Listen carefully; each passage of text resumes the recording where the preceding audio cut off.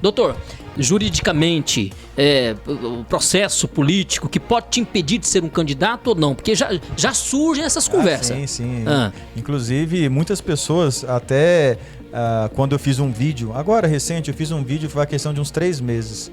Porque muitas pessoas me perguntavam se eu estava inelegível ou não. Sim, é porque já começou esses boatos. Eu estava em Porto Velho e lá a gente falava isso. Eu falei, olha gente, eu vou esperar para ver, porque até onde eu sei, todo prefeito tem algo que ele vai responder. É isso, né? Mas eu quero que você responda. Sobre a prefeitura, não há nenhum processo que me impeça de participar do pleito eleitoral na época de prefeito. Eu respondo sim a 2 processos do Tribunal de Contas na época da CESAL em 2012 e lá eu fui condenado na modalidade de culpa.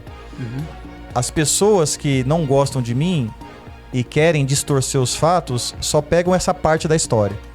Há uma condenação a título de culpa de 2012. O que eles não falam? Quando você estava na saúde? Na Secretaria de Saúde. Do Estado. Eu era chefe de gabinete. À época, até é importante eu poder falar rapidamente isso.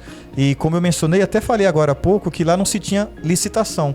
Você tinha lá, fazia emergenciais e acabava a mesma empresa ganhando sempre. Quando nós chegamos lá, a gente começou a fazer todos os processos de licitação. Só que a licitação ela demora um tempo. O senhor começou a organizar ali? Organizar, juntamente com o secretário. Então era o delegado Ricardo Rodrigues, que era de Ariquemes, e depois foi o Gilvan, também de Ariquemes. Foram os 2 secretários que passaram lá na época. Então, enquanto corria os processos de licitação, eu, por uma questão de honestidade, eu assumi um cargo que chama presidente da Comissão de Compras Emergenciais. Entendi. Por quê? Porque não dá para você falar para o hospital e esperar acabar o processo de licitação para dar comida para o paciente. Não dá. Tem coisas que são emergenciais. Então nós fizemos uma compra emergencial para atender as alimentações dos doentes dos hospitais.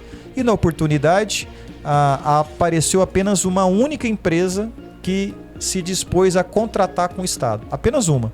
Foram convidadas na oportunidade 6 ou 7 empresas, mas no dia apareceu apenas uma. Essa uma era justamente a que já contratava com o governo do Estado. E cujo contrato iria acabar dali 2 dias. Vamos supor que à época o contrato era R$8 a alimentação. No dia da proposta ela falou, olha, eu quero contratar com o Estado, mas com 8 eu não contrato mais. 8 eu estou tendo prejuízo. Eu só contrato a partir de agora por 10.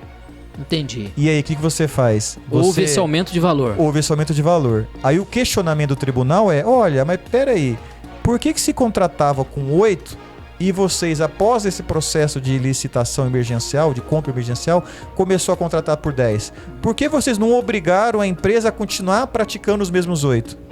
Como fazer? Como fazer? Como você obrigar um empresário... Mas o empresário não agiu de má fé? Não agiu de má fé. Só que o Tribunal de Contas analisa números, não analisa subjetividade. Entendi. Não analisa ele fez um cálculo e falou, olha, eu não sou obrigado a levar prejuízo. Exatamente. E aí esse é o processo que eu respondo. E qual que é o que a gente tira de tudo isso? Primeiro, o processo ainda está tramitando. Não acabou o processo. Entendi. Os adversários dão como ele já tivesse extinto e eu já estou condenado irreversivelmente. Então, primeiro... Respondo o processo? Sim. Acabou? Não. É fase de recurso. Segundo, pior do que já está, a condição que eu respondo, ela não pode ficar. Porque na justiça, você tem um benefício que você nunca pode piorar a situação do réu, caso tenha sido ele o autor do recurso. Então, o que eu quero dizer? Eu estou condenado em primeira instância na modalidade de culpa. A modalidade de culpa, em hipótese alguma... Repito, em hipótese alguma, caracteriza inelegibilidade.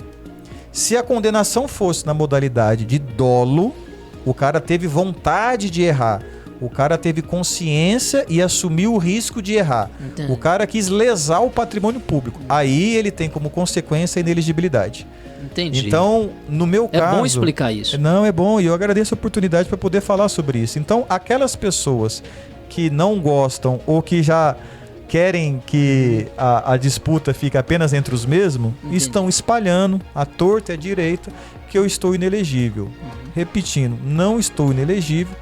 Há sim um processo em curso que não acabou e mesmo que ele acabe, o máximo que pode acontecer é a situação jurídica que eu já me encontro, que é a modalidade culposa. Por esse processo, o senhor não fica fora da disputa? Não fico fora da disputa, nem por esse, nem por outro qualquer, entendeu? Porque na prefeitura, encerrei o mandato agora, minhas 4 contas foram aprovadas pelo Tribunal de Contas, 3 delas já passaram pelo crivo político da Câmara Municipal. Entendi. Então já foram aprovadas praticamente 70% das contas. Então eu não respondo a nenhum processo que me permita ficar inelegível. Só que essas pessoas que vivem da política, que têm medo de perder a boquinha, insistem em propalar por aí essa falsa acusação. Tanto que eu fiz esse vídeo que eu mencionei. Sim. Eu tirei as certidões do Tribunal de Contas, do TSE e da Justiça Eleitoral no mesmo dia que eu fiz o vídeo. Até brinquei no vídeo que está no meu Instagram, é Thiago Flores 33, é o meu Instagram. Faço o convite para vocês, está lá o vídeo. Eu até brinquei, ó, tá quentinha aqui a certidão. Se a eleição fosse hoje, tô apto a concorrer. Se a eleição for amanhã, também tô apto a concorrer, porque esse processo que eu respondo não pode culminar com uma inelegibilidade por conta da modalidade de culpa e não dolo.